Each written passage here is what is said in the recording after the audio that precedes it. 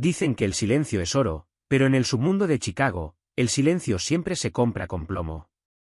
Un martes lluvioso de noviembre, dentro de la sala VIP más exclusiva de la ciudad, Lorenzo Moretti, el hombre al que el FBI llama el Don de Teflón, le hizo a una temblorosa mesera una pregunta simple. Lorenzo esperaba miedo. Esperaba súplicas. Esperaba que ella apartara la mirada.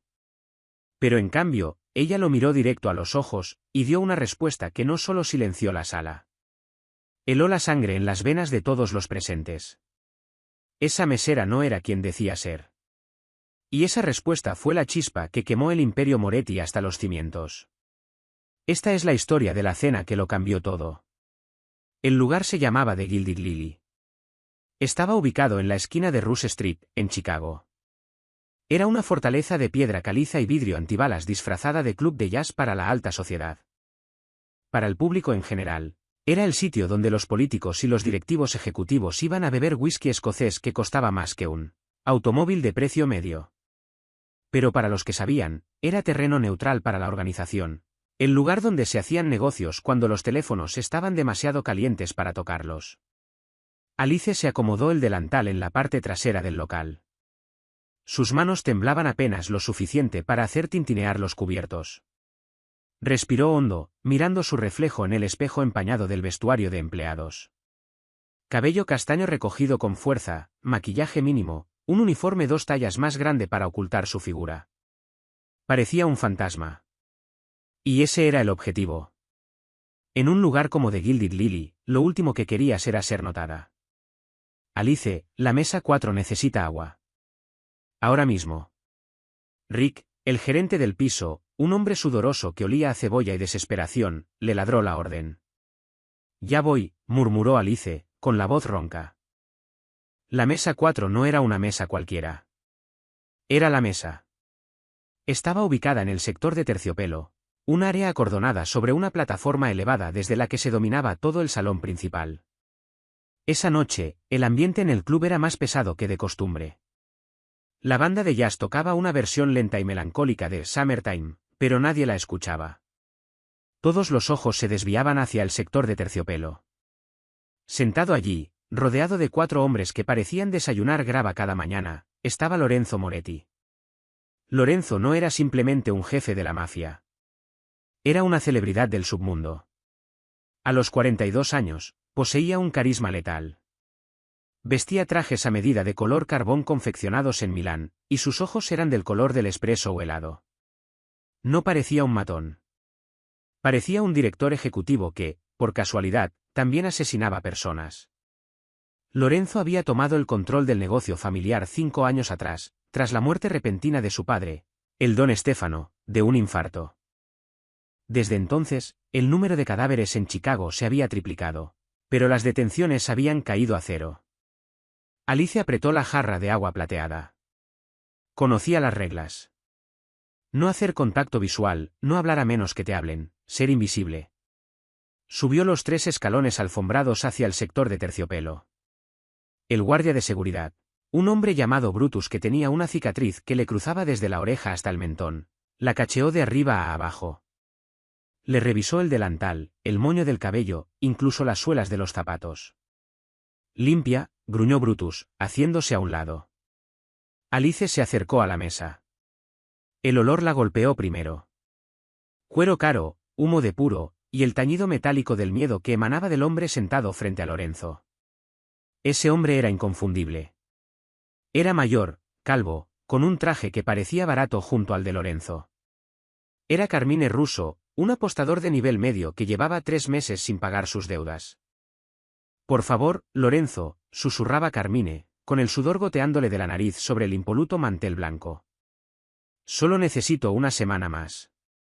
Mi sobrino en Jersey está moviendo la mercancía. Lorenzo no miraba a Carmine. Estaba inspeccionando la etiqueta de la botella de vino sobre la mesa. Este es un Barolo del 2015, dijo Lorenzo, con una voz suave como el terciopelo envuelto alrededor de una cuchilla de afeitar. Necesita respirar, Carmine. Igual que tú necesitas respirar. Pero si lo tapas demasiado pronto, se convierte en vinagre. Alice se adelantó para servir el agua.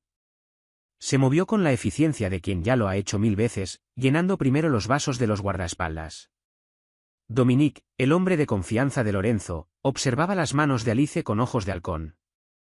Cuando Alice llegó a Lorenzo, él no se movió. No la reconoció. Solo seguía mirando fijamente a Carmine, que ahora temblaba sin control. No soy vinagre, Lorenzo. Soy familia, suplicó Carmine. La familia paga sus deudas, respondió Lorenzo con calma. Por fin levantó la vista, pero no hacia Carmine. Miró a Alice. Por una fracción de segundo, el tiempo se detuvo. Alice sintió que la sangre se le drenaba del rostro. La mirada de Lorenzo era intensa, analítica. No la estaba mirando a ella. La estaba mirando dentro de ella. La estaba diseccionando como a un espécimen de laboratorio. Mesera, dijo Lorenzo. La banda de jazz pareció dejar de tocar. El murmullo del salón se apagó. Incluso Carmine dejó de sudar por un segundo. Sí, señor. Respondió Alice, manteniendo los ojos fijos en el nudo de su corbata de seda. ¡Qué aroma tan peculiar!, murmuró Lorenzo, recostándose en su silla. Vainilla y aceite de armas. El corazón de Alice golpeaba contra sus costillas como un pájaro atrapado. Es solo el pulidor de las mesas, señor. Lorenzo sonrió, pero la sonrisa no le llegó a los ojos. Mírame. Alice dudó. Desobedecer era la muerte. Obedecer era peligroso. Lentamente, Alice levantó el mentón. Sus ojos color avellana se encontraron con los ojos oscuros de Lorenzo. Tienes manos muy firmes para ser una chica sirviendo en una mesa de lobos, observó Lorenzo. ¿Cómo te llamas? Alice, señor. Alice, repitió él, saboreando el nombre. Un nombre bíblico, el de la Madre de las Naciones. Dime, Alice, ¿sabes quién soy? Todo el mundo sabe quién es usted, señor Moretti, respondió ella en voz baja. Lorenzo soltó una carcajada seca. Señaló hacia Carmine, que ya tenía cara de estar a punto de vomitar. Este hombre, Carmine, cree que soy un monstruo. Cree que voy a mandarlo matar esta noche porque perdió $500,000 de mi dinero. Lorenzo volvió a clavar los ojos en Alice, con una intensidad aterradora. Entonces tengo una pregunta para ti, Alice. Una pregunta simple. La respuesta decidirá si Carmine sale de aquí caminando, o si sale en pedazos. La tensión en la sala era asfixiante. La mano de Dominique se deslizó hacia el bulto bajo su chaqueta. Carmine miraba a Alice con ojos desesperados y suplicantes. «Sálvame». «Haga su pregunta, señor», dijo Alice. Su voz no tembló ni un poco. Lorenzo se inclinó hacia adelante, apoyando el mentón sobre sus dedos entrelazados. Si ves a un hombre cometer un pecado para salvar a su familia, ¿es un héroe o es un pecador? Era una trampa. Una trampa filosófica. Si Alice decía héroe, estaba aprobando su violencia. Si decía el pecador, lo estaba insultando. La mayoría de las personas habrían tartamudeado. La mayoría habrían dado una respuesta genérica como depende. Pero Alice no era como la mayoría. Y Alice no era solo una mesera. Alice colocó la jarra de agua sobre la mesa con un suave clic. Miró a Carmine, luego a Dominique, y por último de nuevo a Lorenzo. Esa es la pregunta equivocada, señor Moretti, dijo con claridad. El silencio que siguió fue ensordecedor. Dominique se puso de pie a medias. Nadie le decía a Lorenzo Moretti que estaba equivocado. Siéntate, Dom, ordenó Lorenzo sin apartar los ojos de Alice. Parecía intrigado. La pregunta equivocada. Entonces ilumíname, Alice. ¿Cuál es la pregunta correcta? La pregunta no es sobre el pecado, dijo Alice. Su voz bajó un tono, perdiendo el acento de mesera del Midwest, y adoptando algo más nítido, más refinado. La pregunta es, ¿merecía la familia ser salvada? Lorenzo se quedó paralizado. El aire acondicionado zumbó. El hielo de los vasos crujió.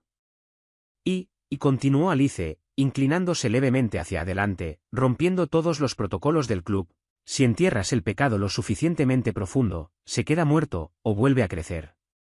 El rostro de Lorenzo palideció. Fue un cambio sutil, pero para quienes lo conocían bien, fue un terremoto. ¿Quién eres?, susurró Lorenzo. Alice sonrió. Era la sonrisa aterradora de un depredador que por fin se revela. Soy la factura, Lorenzo. Y he venido a cobrarla. El estrépito de un vaso al romperse partió el momento en dos. Carmine, sintiendo el cambio en la presión del ambiente, aunque sin comprenderlo del todo, había volcado su copa de vino en un ataque de pánico. El líquido rojo se extendió por el mantel blanco como una herida de bala reciente. «Agárrenla», rugió Dominique, dándose cuenta demasiado tarde de que la amenaza no era el apostador. Era la chica. Dos guardaespaldas se abalanzaron sobre la mesa. Alice no parpadeó. No huyó.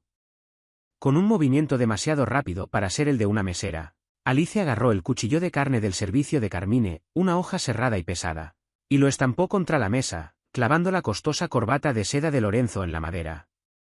«Siéntese», ordenó Alice. Lorenzo levantó una mano y detuvo a sus hombres al instante. La punta del cuchillo estaba a apenas 2 centímetros de su garganta, pero Lorenzo no miraba la hoja. La miraba a ella. A los ojos. Los reconoció en ese momento. «Todos atrás», ordenó Lorenzo, con la voz tensa. «Jefe, está armada», empezó Dominique. «He dicho atrás», rugió Lorenzo, golpeando el puño sobre la mesa. Los guardias retrocedieron un paso, con las manos flotando sobre sus pistoleras. Los comensales del sector de terciopelo ya gritaban y se abalanzaban hacia las salidas. Abajo, en el salón principal, la música se detuvo de golpe. «Tienes 3 minutos antes de que mi equipo de seguridad entienda lo que está pasando», dijo Lorenzo, sorprendentemente tranquilo. «Me has clavado la corbata, no la mano. ¿No quieres matarme?» «Todavía no». «Matarte sería fácil, Lorenzo», dijo Alice. «Podría haber envenenado tu agua. Podría haberte cortado la garganta cuando serví el vino. Lo que quiero es que recuerdes. Recordar que. Nueva York, invierno de 1999. El almacén de la calle 42. Los ojos de Lorenzo se abrieron de par en par. «Eso es imposible». «Lo es». Alice levantó las manos hacia su cabello y sacó las horquillas. Hondas castañas cayeron sobre sus hombros. Tomó una servilleta y limpió el corrector de su mejilla derecha, revelando una pequeña cicatriz en forma de estrella justo debajo del ojo. Lorenzo contuvo la respiración. «Isabella». «Isabella Vital», lo corrigió ella. «Hija de Luca Vital. El hombre que juraste proteger. El hombre que ejecutaste». El nombre golpeó la sala como una bomba. Luca Vital había sido el capo de la facción de Nueva York, un hombre que había intentado unir a las familias.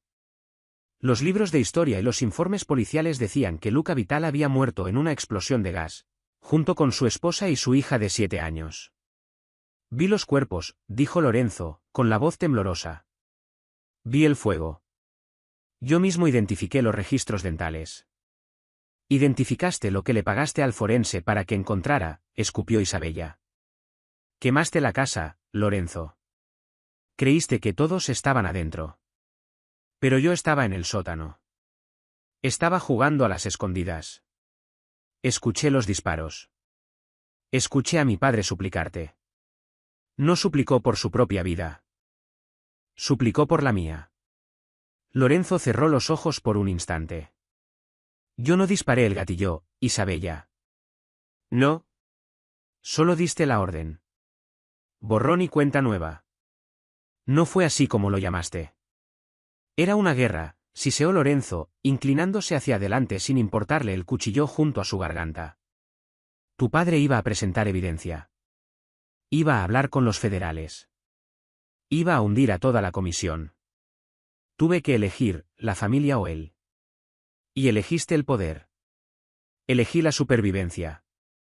Y mira en qué terminaste». Isabella señaló a su alrededor.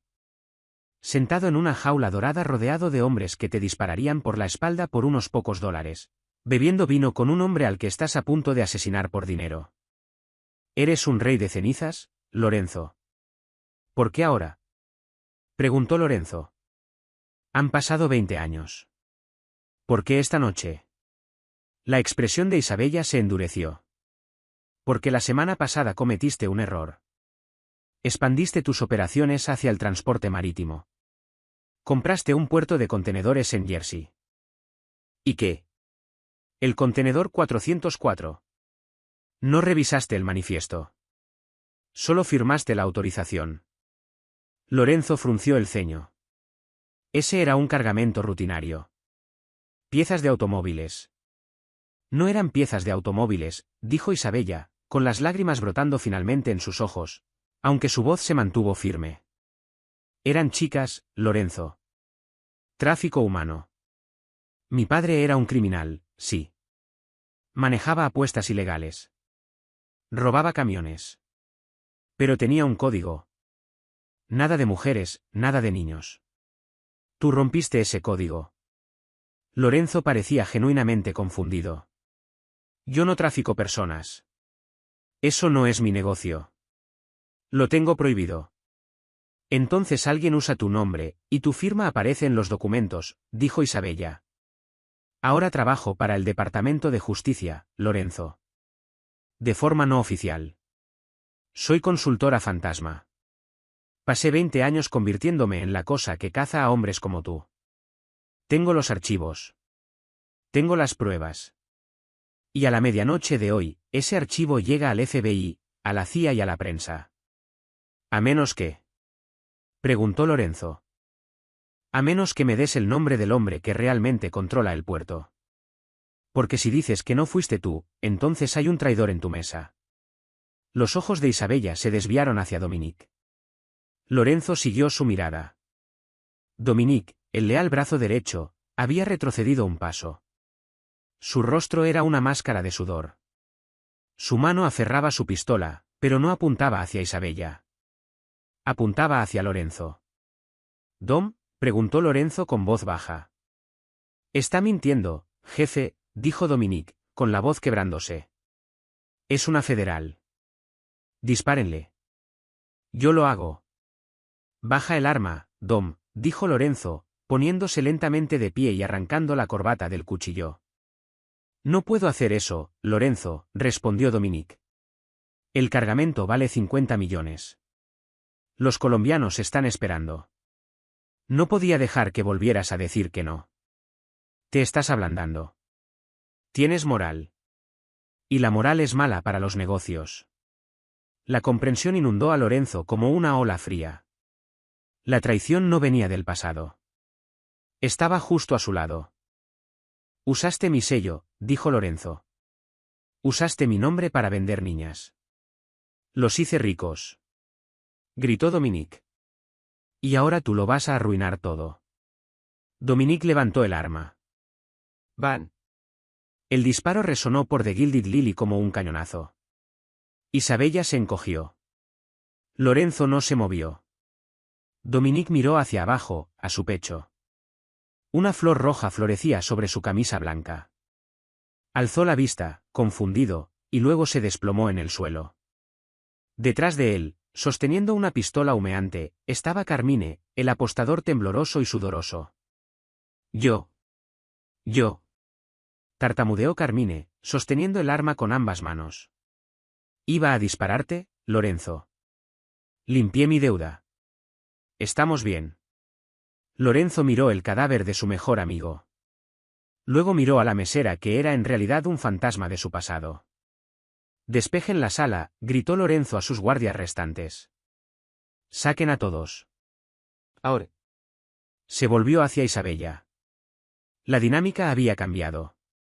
Ya no eran enemigos. Eran dos personas de pie en un cementerio de secretos. «¿Tienes los archivos?», preguntó Lorenzo. «En un servidor seguro», respondió Isabella. «Si no me reporto antes de la 1 de la madrugada, se hacen públicos». Lorenzo asintió. Caminó hasta la mesa, sirvió una copa fresca del Barolo y se la bebió de un trago. «Viniste aquí a destruirme, Isabella. Pero parece que acabas de salvarme la vida». «No lo hice por ti», dijo ella fríamente. «Quiero la red». Dominique era solo el intermediario. ¿Quiénes son los compradores? Lorenzo se ajustó la chaqueta del traje. Los compradores son personas a las que no puedes tocar con una placa, Isabella. Son personas que son dueñas de los jueces y de los senadores. Entonces lo hacemos a mi manera, dijo Isabella. ¿Y cuál es tu manera? Isabella volvió a levantar el cuchillo. Lo quemamos todo. ¿Todo? Lorenzo la miró. Vio el fuego en sus ojos.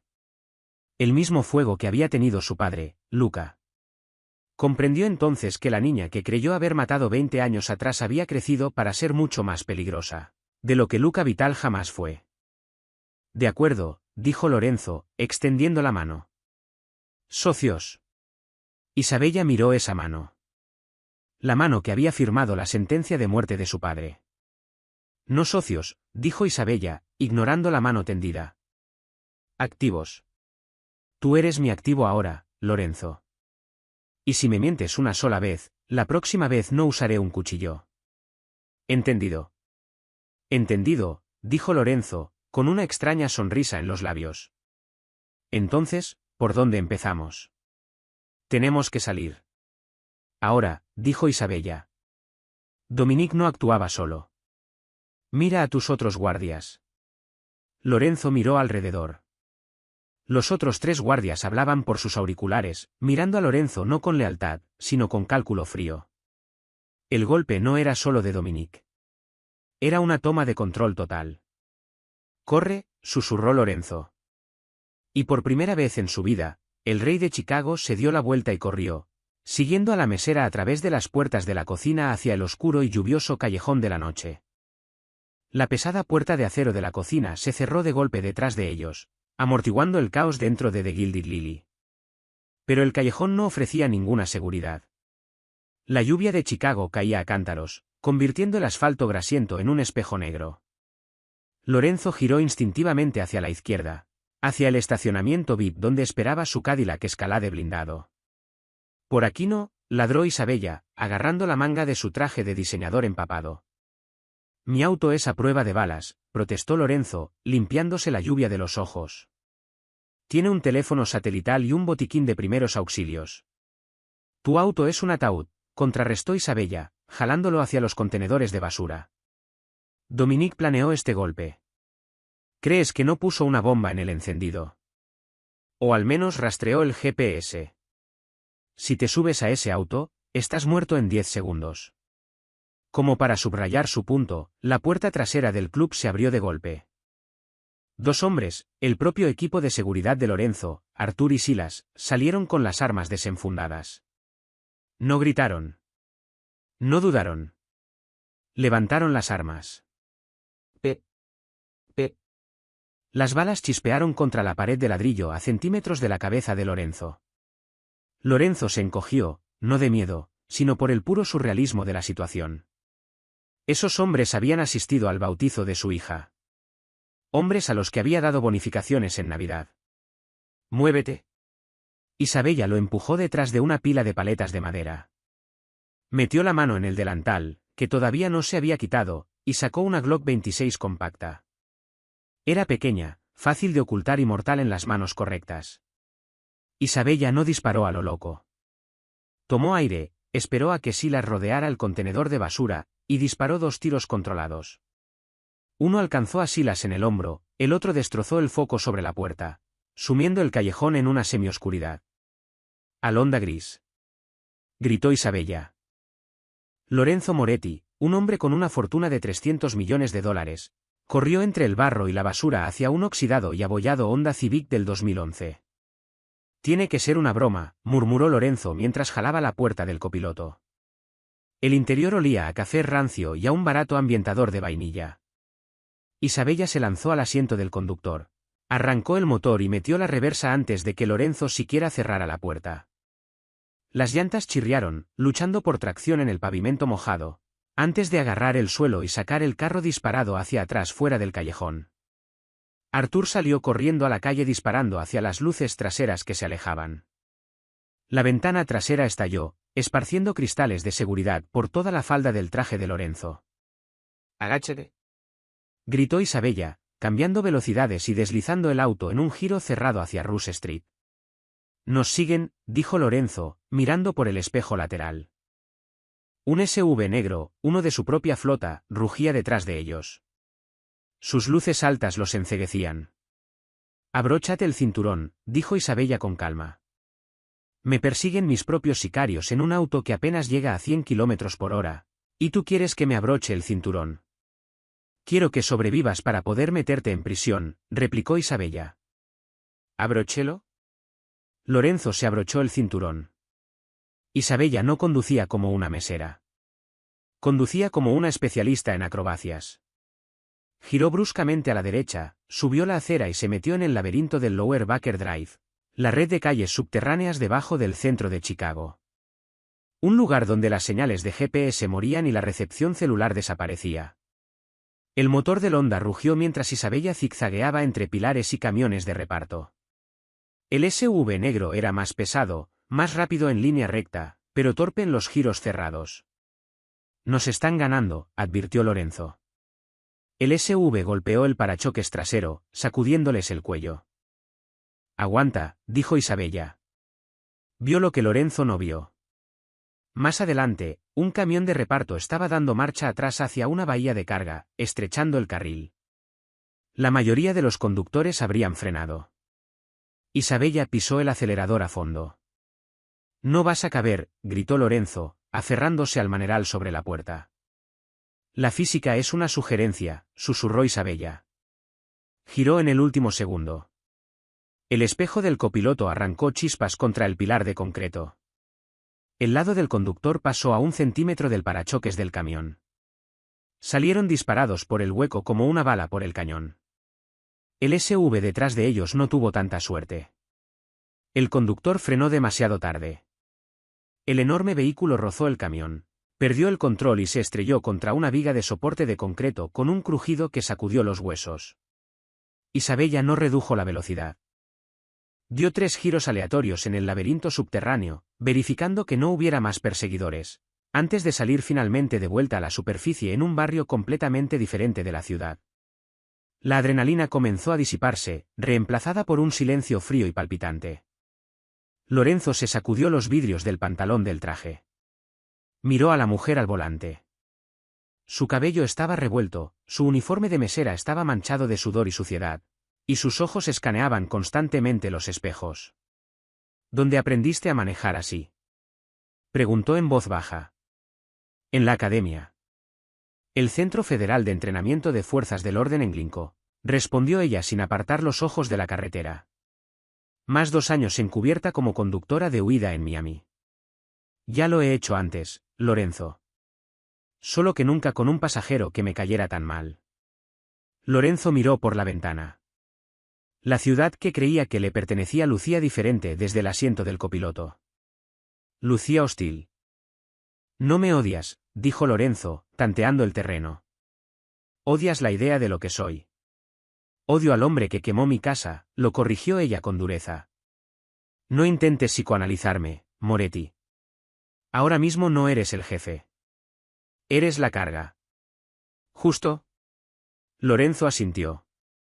Metió la mano en el bolsillo interior de su chaqueta para buscar el teléfono. «No lo hagas», Isabella le dio un manotazo. «Si lo enciendes, la NSA, el FBI y tu teniente traidor nos van a triangularizar en 30 segundos. Tíralo por la ventana. Tiene mis contactos cifrados, mis claves bancarias. ¿Quieres ser rico y estar muerto, o pobre y vivo?». Lorenzo dudó. Miró el elegante aparato negro, su cordón umbilical con el poder. Luego bajó la ventana y lo lanzó al río Chicago cuando cruzaron el puente. «Bien», dijo Isabella. «Bienvenido al fondo de la cadena alimentaria». Manejaron 40 minutos en silencio, dirigiéndose al sur, hacia los páramos industriales cerca de la frontera con Indiana. El horizonte de Chicago, normalmente un faro de oro y plata, se fue desvaneciendo en el espejo retrovisor, reemplazado por chimeneas oxidadas y almacenes abandonados. Isabella metió el auto en un astillero en ruinas. Hileras de embarcaciones varadas en diques secos se pudrían sobre bloques de madera. Apagó las luces y navegó a la luz de la luna hasta llegar a una pequeña cabaña de metal corrugado al borde del agua. Baja, ordenó. Lorenzo salió al barro. Sus zapatos de cuero italiano quedaron arruinados. Este es tu escondite seguro. Es un refugio de emergencia. Nadie sabe de su existencia. Ni la agencia, ni mis superiores. Solo yo. Isabella abrió el candado de un empujón.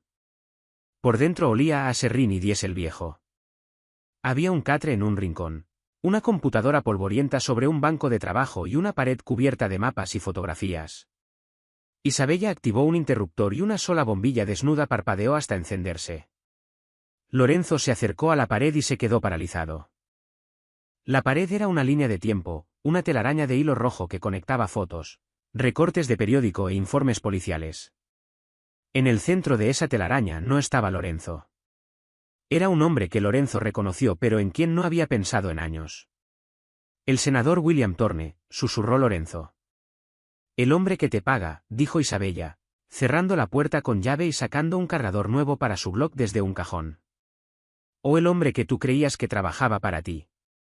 Lorenzo se dio la vuelta, con el rostro pálido. Thorne está en mi nómina. Yo le compré su escaño en el Senado hace 10 años. Le compraste un tiburón, Lorenzo. Y los tiburones no tienen amos. Tienen apetito. Isabella se acercó a la computadora y la encendió. Thorne es quien está comprando a las chicas. Dominique solo era el gerente de logística. Dominique se dio cuenta de que con la protección política de Thorne, ya no te necesitaba. Eras una reliquia, un jefe de la mafia tradicionalista que no tocaba las drogas ni el tráfico. Eras un lastre para el negocio. Lorenzo se dejó caer sobre un cajón de madera, con las piernas de repente pesadas. La traición era absoluta. No era solo un motín. Era una toma de control empresarial hostil. Entonces, el contenedor. El contenedor 404, Isabella tecleaba con furia. Está programado para salir del puerto de Jersey en 48 horas. Destino, San Petersburgo. Si ese barco zarpa, esas 30 chicas desaparecen para siempre. Isabella giró en la silla para mirarlo de frente. Pasé 5 años construyendo un caso contra ti, Lorenzo. Estaba lista para derribarte por extorsión, lavado de dinero, asesinato. Pero entonces encontré el manifiesto del cargamento. Me di cuenta de que tú eras el objetivo equivocado. O más bien, tú eras el escudo que ocultaba al objetivo real. Thorne, escupió Lorenzo el nombre como una maldición. Thorne quiere que estés muerto porque eres el único que puede vincularlo al submundo. Si mueres, la narrativa es simple, una guerra entre pandillas. El jefe de la mafia asesinado por sus propios hombres. Thorne da un discurso sobre limpiar las calles, y su cargamento navega tranquilamente hacia la noche. Lorenzo miró sus manos. Maté a tu padre porque amenazó a la familia. Creí que estaba protegiendo algo sagrado. Ahora comprendo que solo estaba protegiendo un negocio. No busques redención, Lorenzo. No te queda bien, dijo Isabella, con la voz dura, aunque sus ojos se suavizaron apenas una fracción. Isabella se levantó, fue hasta un pequeño minibar y le lanzó una botella de agua. ¿Bebe?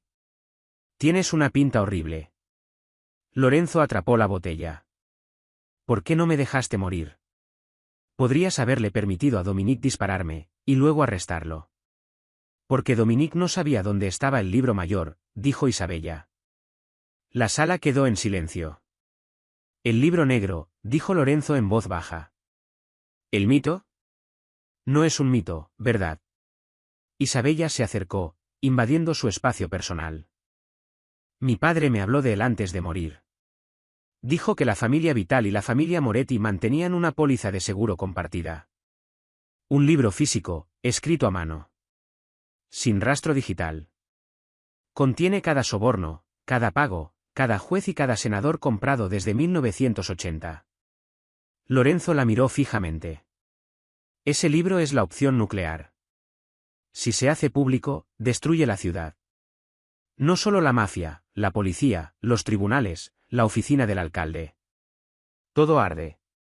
Thorne apuesta a que el libro está perdido, o a que no lo usarás porque también te implica a ti.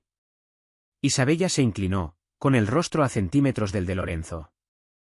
Pero eres un hombre muerto que camina, Lorenzo. Ya no tienes nada que perder. Necesito ese libro. Necesito enterrar a Torne. Lorenzo soltó una carcajada oscura y sin humor. ¿Quieres que le entregue la historia del submundo de Chicago a una federal? No te lo pido como federal, dijo Isabella. Te lo pido como la hija del hombre que ayudó a escribirlo. Lorenzo la estudió detenidamente. Vio la fortaleza en su mandíbula, la inteligencia en sus ojos. Tenía razón. Lorenzo ya había terminado. Su imperio había caído. Sus hombres lo estaban cazando. Lo único que le quedaba era la venganza. El libro no está en Chicago, dijo Lorenzo. Isabella se irguió. ¿Dónde está? Está en el último lugar donde alguien buscaría un libro mayor de la mafia. Lorenzo se puso de pie, recuperando algo de compostura.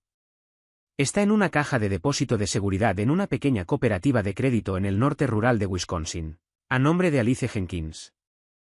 Los ojos de Isabella se abrieron de par en par. ¿Lo sabías? Sabía de ti, admitió Lorenzo. No sabía que eras la mesera, pero sabía que Luca tenía una hija que había sobrevivido. Te vigilé durante años, Isabella. Me aseguré de que entraras a ese hogar de acogida en Ohio. Pagué de forma anónima tu matrícula en Georgetown. Isabella retrocedió un paso, atónita. Estás mintiendo. Ah, sí. Lorenzo sonrió apenas. Revisa el financiamiento de la beca St. Jude que recibiste. Vino de una empresa fantasma, VT Holdings. Isabella sintió que la habitación daba vueltas. El hombre al que había odiado durante 20 años, el monstruo de sus pesadillas, había sido su benefactor. Eso no lavaba la sangre. Pero complicaba el odio. ¿Por qué? Susurró Isabella. Culpa, dijo Lorenzo simplemente. Es un motivador poderoso. Maté a tu padre, pero no podía matar su legado. Guardé el libro en una caja bajo tu alias. Pensé que si algún día yo moría, la llave encontraría el camino hacia ti. Era tu herencia. No quiero tu dinero. No es dinero. Es la verdad. Y ahora mismo, es nuestra única arma. De repente, la computadora sobre el escritorio emitió un pitido agudo y rítmico. Isabella salió de su estado de trance de golpe y corrió hacia la pantalla. Su rostro palideció. ¿Qué pasa? Preguntó Lorenzo. Alarma silenciosa, dijo Isabella, agarrando su chaqueta. Los sensores de movimiento del perímetro acaban de dispararse. Nos encontraron. ¿Cómo? Tiré el teléfono.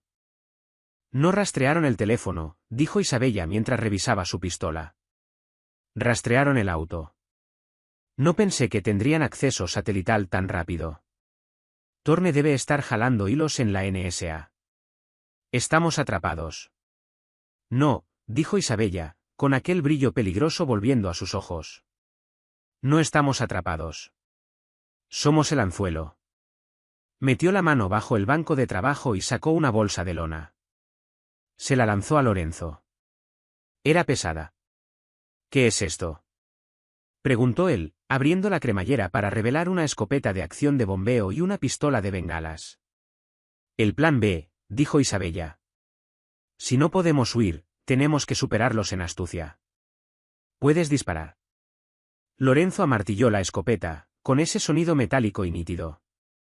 No me convertí en el jefe solo hablando, Isabella. Bien, dijo Isabella, abriendo de una patada la puerta trasera hacia el agua, donde una pequeña lancha rápida cubierta con una lona se mecía en la oscuridad. Porque esta noche la clase está en sesión. El sonido de llantas crujiendo sobre la gravilla resonó afuera. Haces de luz de alta potencia barrieron las ventanas de la cabaña. Salgan, Moretti, tronó una voz. Era una voz que Lorenzo conocía bien. No era un guardia. Era el corrupto detective Miller, de la comisaría 14. Torne había enviado a los policías. ¿Policías? Siseó Lorenzo. No podemos dispararle a policías. Eso trae a la Guardia Nacional. Policías corruptos, corrigió Isabella. y en la oscuridad, todos parecen criminales. Levantó la pistola de bengalas y disparó, no hacia el cielo, sino directamente contra una pila de tambores de aceite cerca de la entrada del astillero. La explosión fue instantánea. Una pared de fuego estalló, separando los autos patrulla de la cabaña. ¡Corran!, gritó Isabella. Ambos salieron disparados hacia la lancha mientras las balas zumbaban a su alrededor como avispas furiosas. Lorenzo saltó adentro, desató la cuerda, e Isabella encendió el motor. Mientras se alejaban rugiendo del muelle y desaparecían en las aguas negras del lago Michigan, Lorenzo miró atrás hacia la orilla en llamas. Wisconsin. Gritó por encima del rugido del motor. Wisconsin. Gritó ella de vuelta. La pregunta simple había sido formulada. La respuesta había sido dada. Y ahora la guerra había comenzado. El viento sobre el lago Michigan en noviembre traspasa los huesos más rápido que un cuchillo. Para cuando Isabella condujo la pequeña lancha rápida hasta una ensenada rocosa cerca de Kenosha, Wisconsin, tanto ella como Lorenzo temblaban violentamente. Sus ropas estaban empapadas, pesadas de agua helada y mugre del río Chicago. Abandonaron la lancha bajo un viejo embarcadero de madera. Isabella actuó con precisión militar, limpiando el volante y las bordas para eliminar huellas dactilares, mientras Lorenzo hacía guardia con la escopeta de bombeo apretada torpemente contra su pecho. Parecía menos un jefe de la mafia y más una rata ahogada. Necesitamos un vehículo, dijo Isabella, castañeando los dientes. Y tenemos que salir del radar. Tengo un escondite seguro cerca de Milwaukee, ofreció Lorenzo. Quemado, lo cortó Isabella. Si Thorne tiene acceso a tu logística, conoce cada propiedad que posees. Necesitamos algo anónimo. Caminaron 1 kilómetro tierra adentro, pegándose a la línea de árboles, hasta que encontraron una granja con un garaje independiente. Una oxidada Ford F-150 de color tostado del año 1995 estaba en la entrada. No era bonita, pero tenía matrículas que no activarían un lector automático de placas. ¿La arrancamos sin llave?, preguntó Lorenzo. No seas tan predecible, murmuró Isabella. Revisó el parasol. Las llaves cayeron en su regazo. Los granjeros confían en sus vecinos. Mientras se incorporaban a la carretera interestatal rumbo al norte, hacia la oscuridad profunda del Wisconsin rural, la calefacción finalmente entró en acción y lanzó aire tibio y polvoriento al interior de la cabina. La adrenalina comenzó a disiparse, dejando atrás una tensión pesada y sofocante en el pequeño espacio. Durante 20 kilómetros no hablaron. El único sonido era el zumbido de las llantas y el rítmico golpeteo de un limpiaparabrisas roto. Lorenzo rompió el silencio primero. Dijiste que trabajas para el Departamento de Justicia. Consultora fantasma. ¿Qué significa eso en realidad? Isabella mantuvo los ojos en la carretera. Significa que no existo, Lorenzo.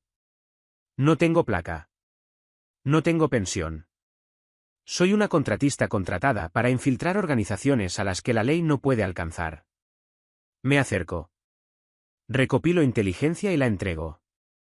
Normalmente desaparezco antes de la redada. Pero no esta vez, señaló Lorenzo. Te quedaste.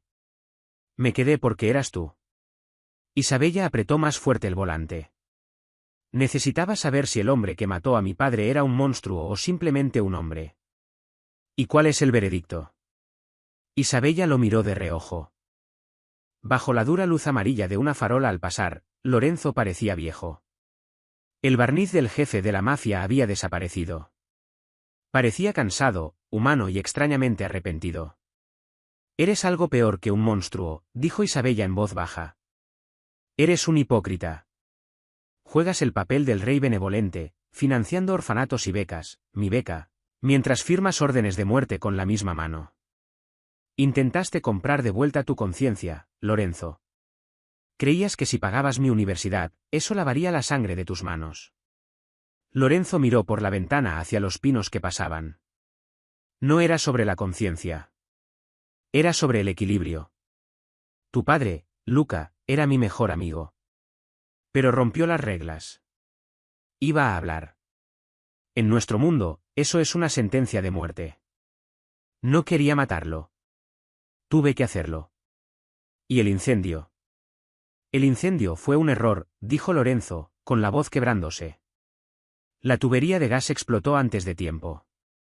No se suponía que fuera así. Creía haber matado a toda la familia. Cuando un año después supe que había sobrevivido, que estabas en el sistema. No pude terminar el trabajo. Te observé crecer desde la distancia. Estaba orgulloso de ti, Isabella. Eso es enfermizo. Quizás. Pero estaba orgulloso. Orgulloso de que me convertí en un arma para cazar a personas como tú. Sí, sonrió Lorenzo tristemente. La ironía es lo único que Dios encuentra gracioso. Isabella guardó silencio. El odio que había alimentado durante 20 años seguía siendo su combustible. Pero las líneas se estaban difuminando. Lorenzo no era el villano que había imaginado, burlándose de todo. Era un hombre atrapado en una jaula de su propia construcción. Ya nos estamos acercando, dijo Lorenzo, mirando las señales de tránsito. Oakhaven es la próxima salida. ¿Sabes el plan? Yo entro. Tú te agachas, dijo Isabella. Si los hombres de Torne nos están rastreando, te buscarán a ti. Yo solo soy una cara en la multitud.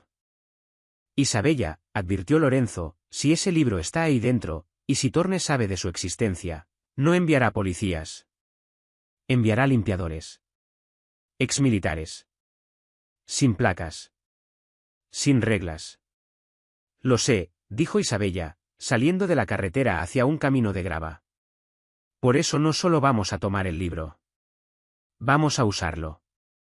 Oakhaven, Wisconsin era el tipo de pueblo donde la calle principal tenía 3 cuadras y el edificio más alto era el campanario de la iglesia. La primera cooperativa de crédito Heritage era un edificio de ladrillo de los años 20, sólido y discreto. Eran las 8:05 de la mañana. El banco acababa de abrir. Isabella estacionó la camioneta a 2 cuadras, en el estacionamiento de un supermercado. Había usado el baño de una gasolinera para cambiarse. Había desechado el uniforme de mesera por unos jeans y una gruesa camisa de franela que encontró detrás del asiento de la camioneta. Con la gorra de béisbol calada baja, parecía cualquier otra persona del lugar. Quédate aquí, le dijo a Lorenzo. Agacha la cabeza. Si no regreso en 10 minutos, vete. No voy a dejarte, dijo Lorenzo. Si no regreso en 10 minutos, estoy muerta, lo corrigió ella. Y tú eres el único que sabe dónde están enterrados los cadáveres. Literalmente. Isabella cerró la puerta de golpe y caminó hacia el banco. El viento mordía, ardiéndole en las mejillas. Revisó su reloj. 8:07 de la mañana. Por dentro, el banco olía a cera de piso y café rancio. Había una sola cajera, una mujer mayor llamada Marta, y un guardia de seguridad que parecía estar dormido de pie.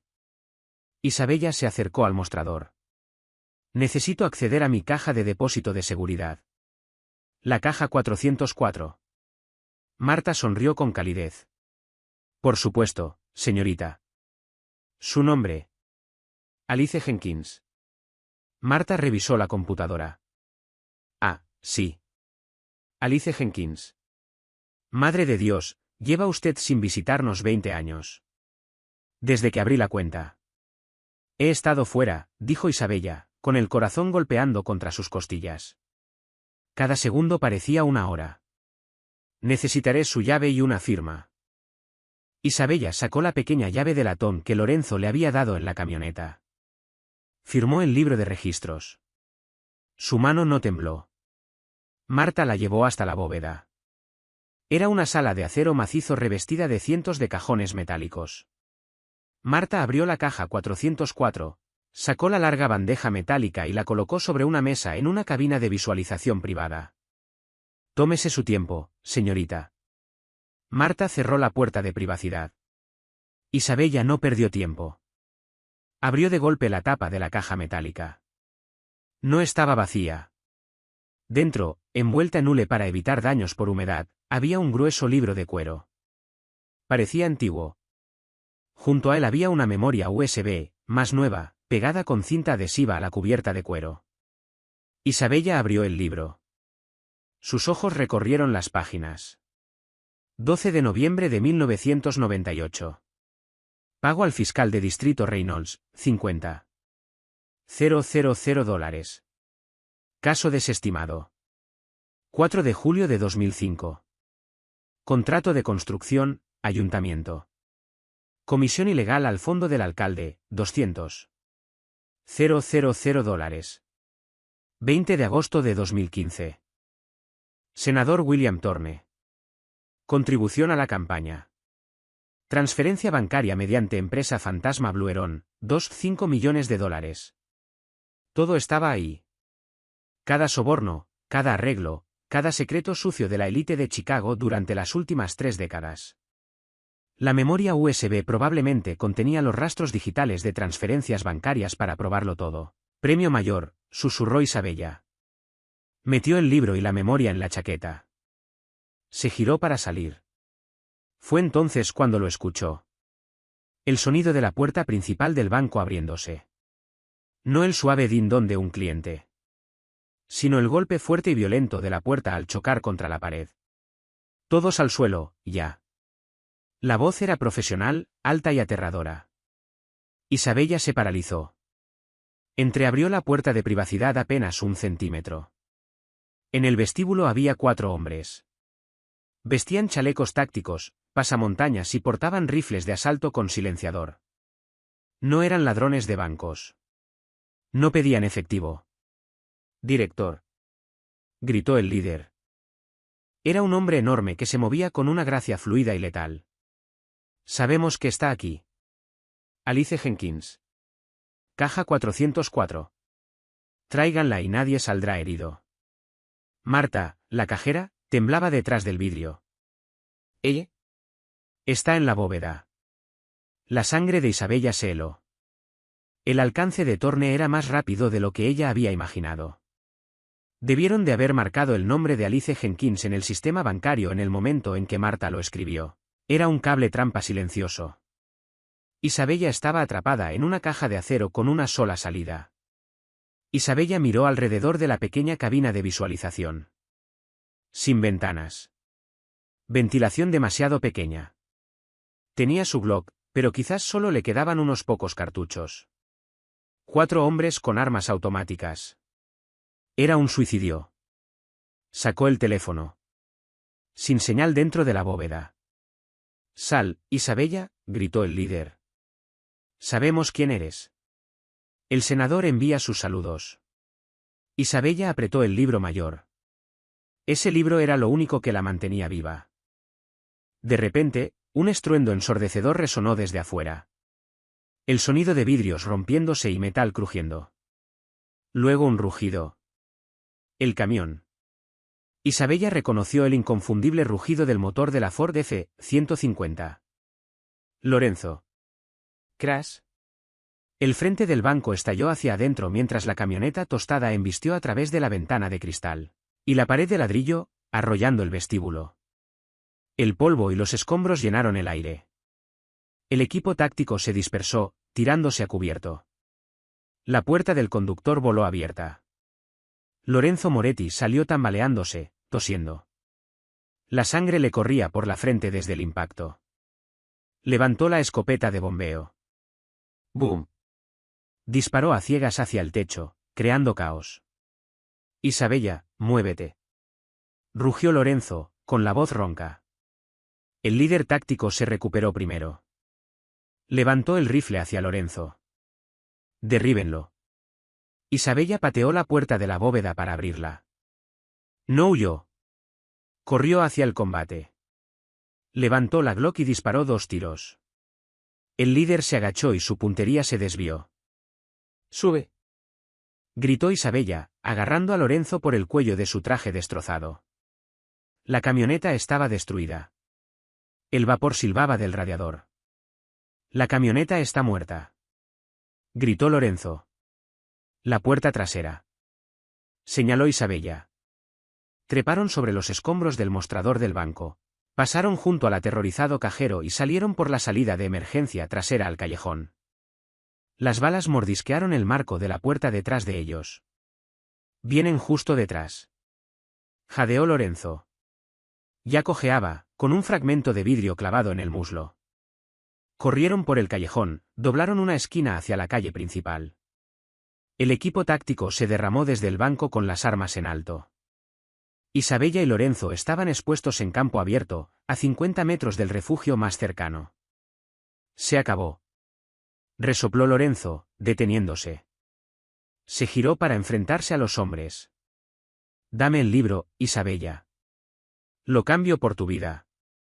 No, dijo Isabella, agarrando su brazo. El equipo táctico redujo el paso. Formaron una línea de fuego. El líder dio un paso adelante, quitándose el pasamontañas. Tenía una cicatriz cruzando su nariz. Fin del camino, Moretti, dijo el hombre. Entrega el libro mayor. Lorenzo miró a Isabella. Luego miró al escuadrón. ¿Quieren el libro?, gritó Lorenzo, con la voz recuperando aquella vieja autoridad de mando del don. Vengan a buscarlo. El líder levantó la mano para dar la orden de fuego. Pero entonces un sonido cortó el aire. Una sirena. No la sirena de una patrulla. Un cuerno profundo y reverberante. Un enorme autobús Greyhound con destino a la Interestatal venía tronando por la calle principal. Isabella lo vio. ¡Salten!, gritó Isabella en el instante en que el autobús pasó entre ellos y los pistoleros, cortando la línea de visión. Isabella y Lorenzo no se tiraron a cubierto. Se lanzaron hacia el compartimento de equipaje del autobús, que el conductor había dejado sin cerrar por el costado. Cayeron rodando en el oscuro compartimento lleno de maletas justo cuando el autobús rugía a toda velocidad. Los pistoleros abrieron fuego. Las balas repiquetearon contra el costado metálico del autobús, pero el conductor, aterrorizado por el sonido de los disparos, pisó el acelerador a fondo. En el oscuro y balanceante compartimento, tumbados sobre una maleta llena de ropa de vacaciones de alguien, Lorenzo e Isabella jadeaban en busca de aire. Lorenzo se rió. Era una risa maniática y sin aliento. Estamos vivos, dijo. Isabella levantó el libro de cuero en la oscuridad. No solo estamos vivos, Lorenzo, dijo ella, con los ojos ardiendo en la penumbra. Estamos armados. Y ahora, vamos a la guerra. Sacó el teléfono. Las barras de señal regresaron. ¿A quién llamas?, preguntó Lorenzo. No llamo a nadie, dijo Isabella, abriendo la cámara y apuntando hacia el libro mayor. Voy en vivo. En la oscuridad claustrofóbica del compartimento de equipaje, la luz azul de la pantalla del teléfono iluminó el rostro de Isabella como el de un fantasma. Isabella no llamó a la policía. No llamó al FBI. Abrió una aplicación de transmisión en vivo, etiquetó a cada medio de comunicación importante de Chicago, y presionó el botón de inicio. ¿Estás segura?, preguntó Lorenzo, con la voz áspera por el polvo. Una vez que presiones ese botón, no hay vuelta atrás. Para ninguno de los dos. El mundo necesita saber, Lorenzo. No solo un juez en una sala de tribunal cerrada. El mundo entero. Presionó el botón. Mi nombre es Isabella Vitti, habló con claridad ante la cámara, sosteniendo el teléfono firme a pesar del balanceo del autobús. Hace 20 años, mi familia fue asesinada para encubrir una conspiración. Sentado a mi lado está Lorenzo Moretti, el hombre que dio la orden. Pero el hombre que pagó por esa orden es el senador William Thorne. Abrió el libro mayor. Durante 10 minutos, mientras el autobús rugía por la Interestatal, Isabella y Lorenzo desmantelaron un imperio de 30 años. Leyeron fechas, montos y nombres. Mostraron las transferencias bancarias en la memoria USB. Vincularon el proyecto de ley anticriminal de Thorne con los pagos que recibió de los cárteles para eliminar a su competencia. El contador de espectadores saltó de 0 a 50, luego a 2000, luego a 50.000. Para cuando el autobús Greyhound entró a la estación de Milwaukee, los helicópteros de noticias ya circulaban en el cielo sobre sus cabezas. Ya están aquí, dijo Lorenzo, escuchando las sirenas que aullaban afuera. No la sirena solitaria de un escuadrón de sicarios, sino la sinfonía caótica de la policía estatal, la policía local y los agentes federales. El autobús frenó con un chirrido. El conductor abrió la puerta del compartimento de equipaje, aterrorizado. Lorenzo miró a Isabella. Se enderezó la destrozada chaqueta del traje, se limpió la sangre de la frente, y recuperó la compostura del don por última vez. Aquí es donde nos separamos, Isabella, dijo en voz baja. ¿Vas a la cárcel, Lorenzo?, dijo ella, con la voz temblorosa. Lo sé. Lorenzo sonrió. Pero gracias a ti, entro como el hombre que derribó a Torne. Ya no soy el villano de esta historia. Soy el testigo. Salió del compartimento primero, con las manos en alto. No disparen. Vociferó Lorenzo a la muralla de agentes armados. Soy Lorenzo Moretti y tengo la evidencia. Isabella salió detrás de él, aferrando el libro mayor. Los flashes de la prensa los encegueció. En ese momento, la mesera y el jefe de la mafia estaban de pie uno al lado del otro, aliados extraños en una guerra que ambos habían ganado. El senador Torne fue arrestado una hora después cuando intentaba abordar un jet privado con destino a las Islas Caimán. El libro negro condujo al procesamiento judicial de 12 jueces, 3 alcaldes y más de 50 agentes de policía. Fue la purga anticorrupción más grande en la historia de Estados Unidos. Lorenzo Moretti fue condenado a 25 años de prisión. Rechazó el programa de protección de testigos. En la cárcel, no era un blanco. Era una leyenda, el hombre que quemó el sistema corrupto hasta los cimientos. ¿Y Isabella? Isabella no regresó al Departamento de Justicia. No volvió a servir mesas. 6 meses después, una mujer entró a la sala de visitas de la Penitenciaría Federal de máxima seguridad. Se sentó al otro lado del vidrio. Lorenzo levantó el teléfono. ¿Te ves bien, Alice?, dijo Lorenzo, usando su nombre de mesera con una sonrisa burlona. Isabella, lo corrigió ella, sonriendo. Puso la mano sobre el vidrio. ¿Te traje algo? Levantó una fotografía. Era una imagen del puerto en Jersey. Vacío. Los contenedores habían desaparecido. La red de tráfico humano había sido desmantelada.